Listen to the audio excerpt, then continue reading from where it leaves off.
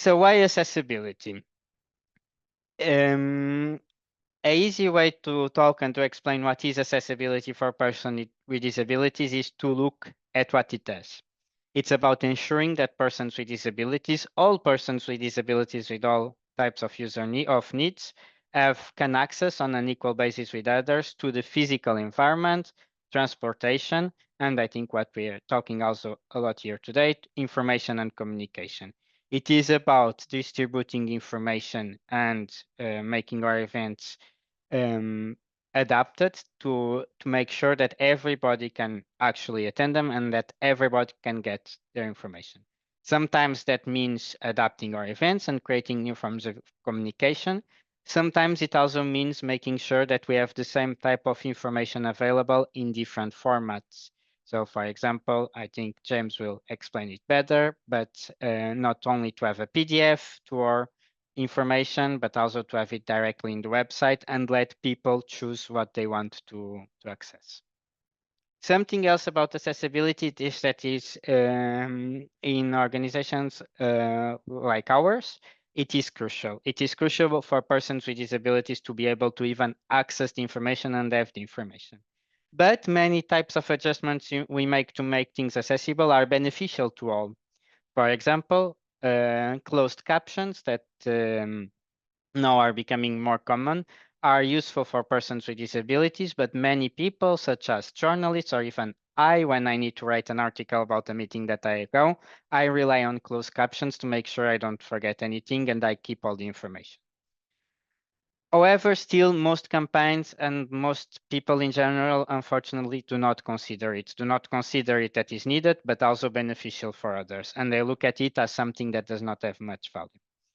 However, if we don't have access to information, if persons with disabilities or persons with accessibility needs cannot access the information, they cannot even also participate. They cannot engage with your content. And finally, something that is important to remember is also accessibility is, I like to say a bit a cliche, but it is a journey.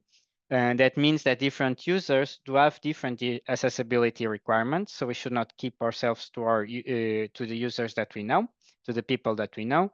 But also it's difficult if it's not 0 or 100. It is often, in my experience, easier to go step by step to try to implement things um, in a phased way so that you are not overwhelmed. Often you might indeed learn, and it would be great for us if everybody could make everything accessible immediately, but doing something is better than doing nothing. Next slide, please. And something that I really like about accessibility personally, and I think it's sometimes forgotten when we talk about this, is the importance of alternative formats, of making sure that your information is not only available in a PDF or in a video, but that there are different ways that you can access.